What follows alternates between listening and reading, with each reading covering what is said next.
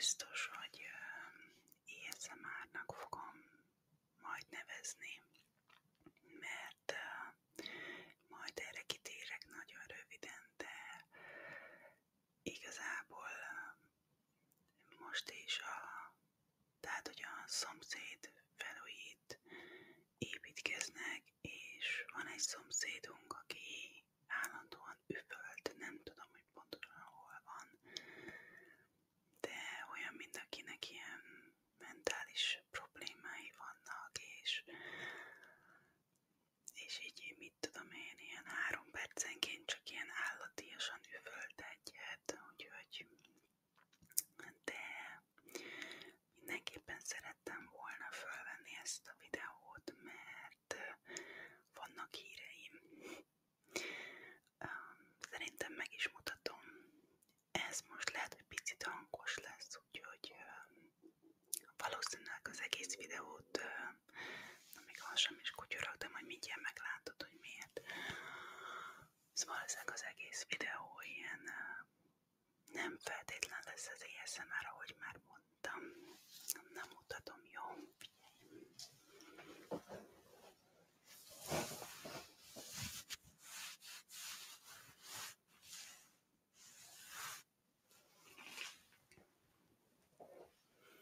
Próbálok azért. Csak nézem, hogy nagyjából normálisan nézek ki, de mert ma tényleg úgy voltam, hogy most reggel van egyébként, hogy csak nagyjából legyek képernyőképes, aztán leülök és beszélgetünk, mert na mindegy, szóval nem csapongok, igen, szóval ez egy kis baba a hasamban. Meglepetés. És jövő héten fog megszületni. Csak hát mivel ugye én 190 centi vagyok, ezért még mindig úgy néz ki a hasam, mint a kb. 7 hónapos terhes lennék, tehát hogy így a kabátban alig látszik. Úgyhogy ezért ilyen, nem azt mondom, hogy kicsi, de hogy nem akkora, mint mondjuk az ember elképzel egy 9 hónapost. Úgyhogy erről akartam kicsit mesélni, mert szerintem az előző videómban már beszéltem arról, hogy elmentem ugye egy karmaasztrológushoz, és akkor vele szóval is az voltam, bocsánat, hogy csapongok, de ez a hátránya, hogy így nem tudtam így összeszedni a dolgokat, de nem is nagyon akartam. Nem legyen ez inkább egy ilyen spontán videó. Van egy kis víz nálam.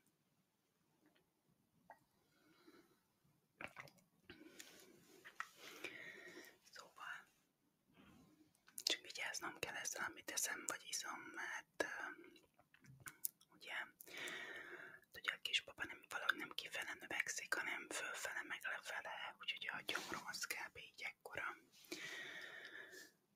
És vigyázni kell, hogy mit eszem. Mert aztán mindenféle hangok jönnek fel. Szóval ugye az volt ugye a lényege, hogy én szerettem volna mindig egy második babát, és ugye nekünk az első fiunk, a babánk, ő lombikkal jött össze, és ugye elég sokára 4 év után, és ugye mindig érdekelt egy az asztrológiai, meg mentális szempontból, hogy vajon ennek úgy mi volt az oka, tehát hogy ez inkább testi, vagy lelki, vagy mentális blokk volt, vagy mi. És ugye voltam először családállításon, utána voltam a karmaasztrológusnál, ott is feljöttek dolgok,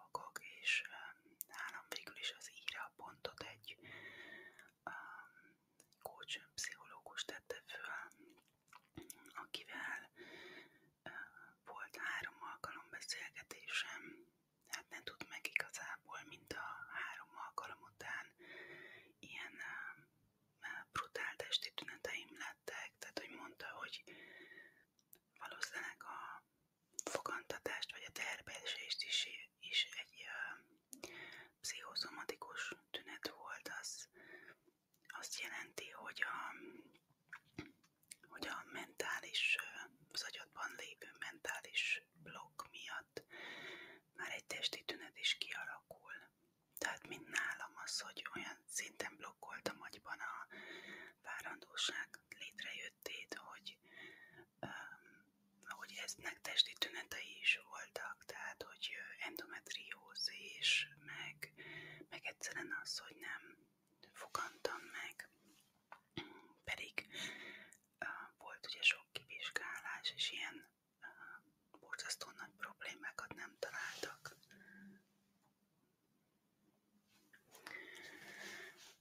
Na mindegy, és vele volt 3 alkalom, és mind a 3 alkalom után így kijött a herpes a számon, felment a lázam, tehát hogy de mondta nekem, hogy ez természetes, hogy az ember agya így védekezik, a tudatalatti így védekezik, hogy ne ás le mélyre, mert ott traumák lehetnek, ott problémák lehetnek, és úgy működik, hogy az embernek a tudatalatti az nagyon sok mindent ugye elnyel és elzár, és ha de akkor is a jót tesz az neked, hogy a felszínre jön, mert jól leszel utána, meggyógyulsz, a tudatalattid az véd téged, és ezért ilyen nehéz hozzáférni ehhez az információhoz. Most én ebben nem megyek annyira bele, mert ugye nem vagyok szakember se, tehát hogy én csak azt a saját tapasztalataimról mesélek. És szóval volt 3 alkalom, utána pedig megfogant a baba, és olyan érdekes volt, mert tehát, hogy úgy volt, hogy az én fejemben egyébként ilyen másnap volt, hogy mikor kellene, hogy jöjjön ugye a menstruáció, tehát hogy melyik nap. Ezért nem is nagyon figyeltem, de az én fejemben az volt, hogy április 7-én, de közben már április 3-án. Szóval április 6-án én még vígan borozgattam itt a teraszon egy grillezés alkalmával.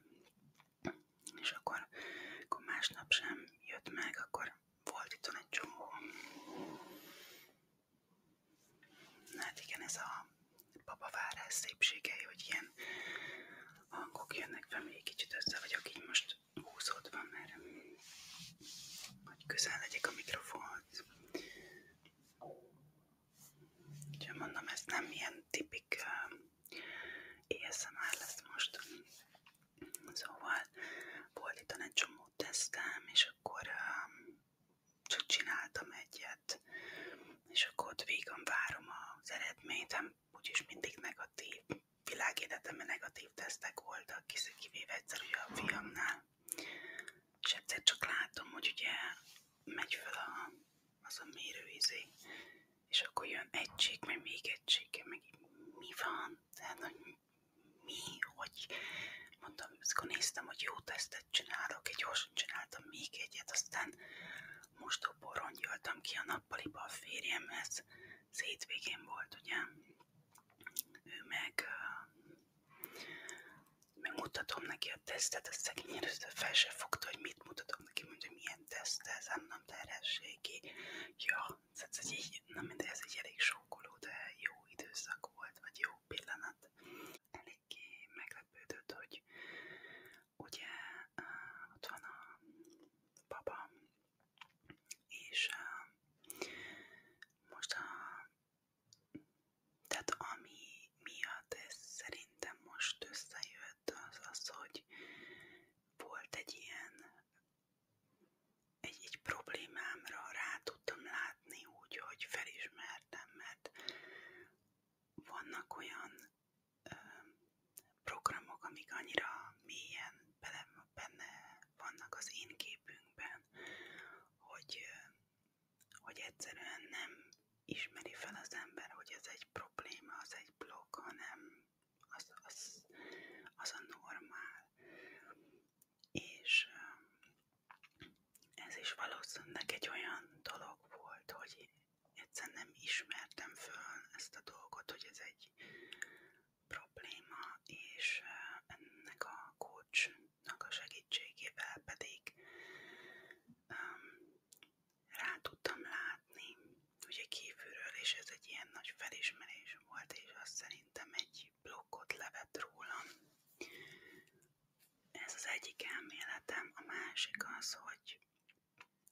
így is úgy is jött volna. Csak én megcsináltam előtte ezeket a feladatokat, ezeket a dolgokat, úgyhogy én rájöttem erre a papavárásra, meg ilyenekre, hogy ez egy akkora misztérium, hogy igazából fogalmat sincs, hogy valakinek miért jön össze simán, valakinek miért nem,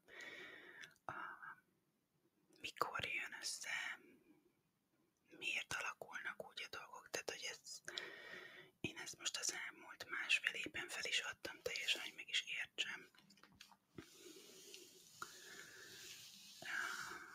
Csak itt mozgolódik közben, egyébként kislány lesz. Úgyhogy csak közben hallgatom itt a háttérszajokat, úgyhogy lehet, hogy sokáig nem fogok tudni videózni. És egyébként akivel beszéltem, tehát hogy ő egy ilyen orvos, természetgyógyász, coach, aki így a pszichoszomatika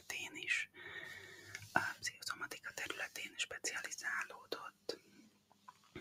Úgyhogy ő nagyon sokat segített nekem. Azóta is dolgozunk együtt most majd a vállalkozásommal kapcsolatban, mert arra is rájöttem, hogy tehát nem csak az, hogy a környezete az embernek, vagy a család, a barátok, a párja, de tényleg minden egy tükör arról, hogy éppen milyen állapotban vagyok. És a vállalkozásom az egy az egyben mutatja, hogy milyen szinten, hogy állok a pénzhez, hogy állok a tudásomhoz, és nagyon sok negatív dolog jön föl, és ezen is szeretnék dolgozni, úgyhogy most itt ez lesz feladat, mert 2 éve csinálom ugye a vállalkozást, de még mindig nem tartok ott, ahol szeretnék, és ennek is utána akarok nézni, hogy ennek mi az oka.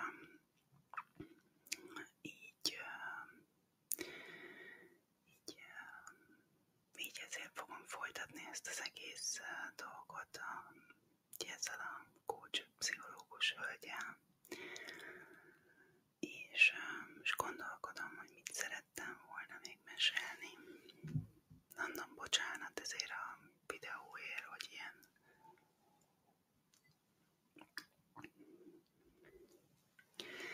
de nagyon nehéz is, mert ugye teljesen ki vagyok esve a gyakorlatból, tehát szerintem az utolsó videómat 1 évet csináltam talán. De például ez is egy ilyen érdekes volt, hogy mennyi mindent el kellett engedni, és most például én úgy vagyok a videózással, hogy ez egy nagyon jó kis hobbi, amire, hogyha van időm, meg lehetőségem, akkor imádok benne elmerülni. Csak így a vállalkozás, a kisfiam, a férjem, a háztartás, a minden mellett, a közös idő mellett nem tudtam rá időt szakítani. Úgyhogy ezért vagyok úgy, hogy most ezt így elengedtem. És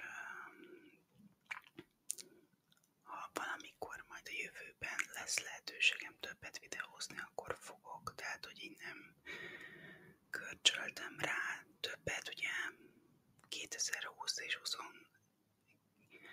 2021-ben, amikor ugye Madridba mentünk, akkor nagyon frusztrált, hogy ugye előtte Frankfurtban megvolt a kis rutinom, meg majdnem hetente voltak videók, és akkor utána semmire nem volt lehetőségem, és utána el kellett ezt az egészet engedni. Most egyébként ezt a spirituális vonalat is teljesen átforgattam magamban, mert most már azt látom, hogy például ez az egész mindset dolog, ez csak annyi, hogy az ember a tudatalattiába reket dolgokat kipucolja. Tehát, hogy is akkor ezek a spilikuruk meg akkora izéket, ilyen feneket kerítenek neki, meg olyan füstöt csinálnak köré. Úgyhogy most ezzel sem foglalkozom. A kártyáim megvannak még, viszont ugye most így másoknak nem húztam a várandóság alatt, mert nem esett jól. Tehát, hogy úgy voltam vele, hogy ilyenkor, mint ahogy érzékenyebb lenne az ember. És meg a kislányom felébredt szerintem. Most kivételesen nem hajnal 3-kor kerek fel valamire, majd rájövök, hogy arra, hogy egy ember mozog a hasamban, akkor szokott, mondjuk elég aktív. És ez a másik ilyen terhességi tünet egyébként, hogy amúgy is hajlamos vagyok erre, hogy elfelejtek dolgokat így a mondat közepén, de hát most aztán főleg. Szóval igen, a jóskártyákkal sem foglalkozom most úgy. Szóval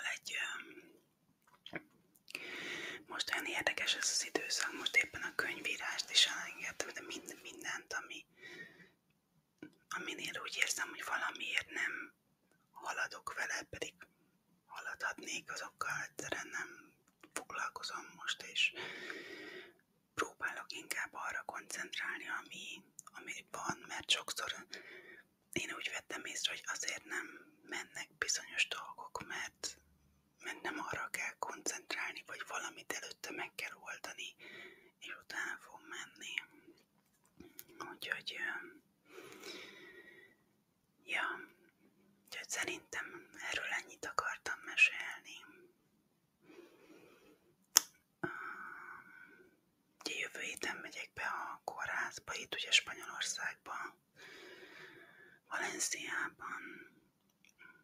Csak azért mondom, hogy esetleg nem láttad azt a videómat, amiben erről volt szó, hogy itt élünk. És egyébként, amit még akartam mondani, nagyon érdekes a két várandóság, mert annyira különböző. Valaki egyébként mondta, hogy ezen érdekesen tartottam, hogy függ attól, hogy mikor születik a babád, milyen csillagjegyben. Mert hogy kb. Olyan a terhesség, és hogy tudom, hogy a fiamnál nagyon érzékeny voltam, és ugye végül ő is rák lett. Ugye júliusban született, és most a kicsilány meg nyilas lesz, ugye tűzjegy decemberben, és én múlt héten még dolgoztam. Most van 2 napom, tegnap meg ma, utána a fiam 3 napot itthon lesz, és most ebben a 2 napban meg főzök előre. Mert emlékszem az első várandóság után, amikor megszületett a fiam, neki mondta, hogy jaj, milyen szépen lefogytam. Hát persze, mert nem volt semmi kajódom. Ilyen napi 1 szendvicset ettem, mert azt se tudtam, hogy merre, hány méter. Úgyhogy most már raktam el a fagyóba, lazanyét csináltam tegnap. Van ilyen húsgombócos benne, paradicsomszósszal. Ma csinálok csirkés, rizses, sajtos, trutybánkos, be kell dobni a sütőbe, és finom kaja lesz belőle a kaját. Akarok ilyen zöldséges csirkét lesütni és betenni hát csak hogy olyan, tudod, hogy mit tudom én, olyan van, akkor az ember kiveszi, bedobja a sütőbe, azt csókolom, mert ezek nagyon sokat számítanak. Úgyhogy most ezekkel próbálkozom, hát még itt látod a babának ez mióta elkezdődött a videó idegesít itt. Hát nem lett sokkal jobb, sőt. Úgyhogy ez is olyan vicces, második babának így van ez az várjál, mutatom. Tehát ez az tipikus IKEA malm, bocsika, ezt nem kellett volna hozzányúlnom. Na most már a videó végig ferde leszek. Az a boltizammal akármi, szekrény, komód, és akkor erre egy ilyen, itt van ez a pelenkázó, mert úgyis velem fog aludni, még akarok neki egy légzésfigyelőt venni, abból most már van olyan, amit így a pelusra lehet rakni. Azt fogod neki egyet rendelni, és itt fog mellettem aludni. Mert még érdekes lesz, mert ugye a fiam, mert 5 és fél éves lesz januárban, és még mindig ugye velem alszik, amit én nem bánok, mert úgy vagyok vele, hogyha majd most 14-15 éves fiú úgyse fog az anyukájával aludni, úgyhogy előbb-utóbb majd átszokik a saját ágyában. Addig meg miért nem? És még nem tudom, hogy lesz megoldva, mert ugye se akarom, hogy itt van a tesója, és akkor utána kidobom őt az ágyból, hogy na, szavasz, akkor menj a saját szobádba, mert azért neki így is biztos, hogy annak ellenére, hogy várja kicsit, nagy törés lesz.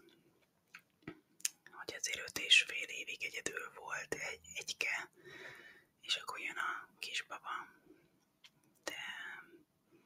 De örülök neki, hogy lesz tesója, az nagyon fontos volt nekem. Ja, egyébként ez nagyon érdekes volt, mert amikor így megfogadtam, meg előtte nem sokkal ő annyit beszélt arról, hogy de mama, mikor lesz neked kisbaba a hasadban, meg mama, én is akarok egy kisbabát itthon, meg mama, nekem nincs testvérem, meg tehát, hogy így annyit beszélt róla, hogy a férjem így, mert tuti biztos volt benne, hogy mi varázsoltunk itt valamit. Úgyhogy ja. Na, ez egy ilyen se füle, se farka videó.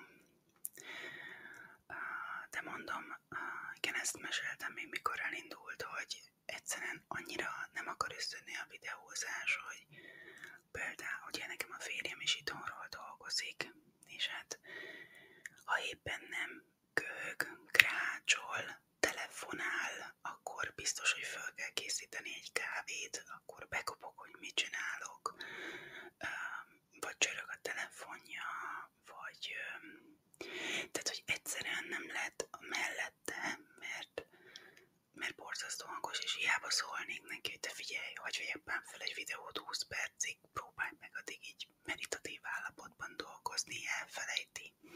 Vagy mondjuk akkor hívják őt fel, hát akkor most mit tud csinálni?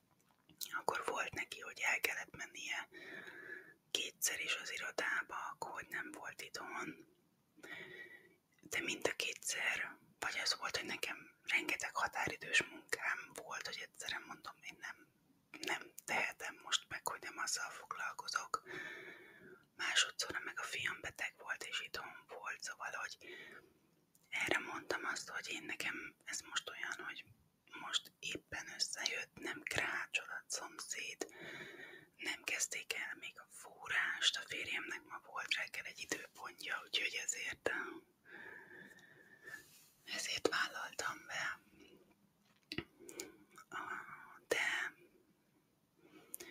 De igazából így lesz most, és vagy így örülök, hogy összejött, és hát próbálkozom. Egyébként az Instagramot erről a Libeli ASMR-ról ezt letöröltem, majd beteszem ide a leírásba azt, amit ugye használok a munkám során is. De egyébként tudom, hogy sokan már ott is követtek, tehát hogy volt egy-két ismerős név, akik egyébként itt is szoktatok kommentálni, és akkor ugye ott is láttam a nevet, meg válaszolok majd most a legutóbbi 1-2 kedves kommentre is, mert egy hirtelen megint jött 1-2, csak nem jutottam még el odáig. És igen, és szerintem elbúcsúzom. Mindenképpen hozok majd egy képet a babáról, remélem minden rendben lesz. És remélem, hogy te is jól vagy. mondom, hogy a jövőben lesz lehetőségem videózni, akkor nagyon-nagyon szívesen jövök vissza. De ez most, ez most biztos, hogy nem. De nem baj, mert most másnak van itt az ideje. Úgyhogy szép napot kívánok neked, meg egy szép karácsonyi készülődést, és remélem, hogy a 2024 az még jobb lesz,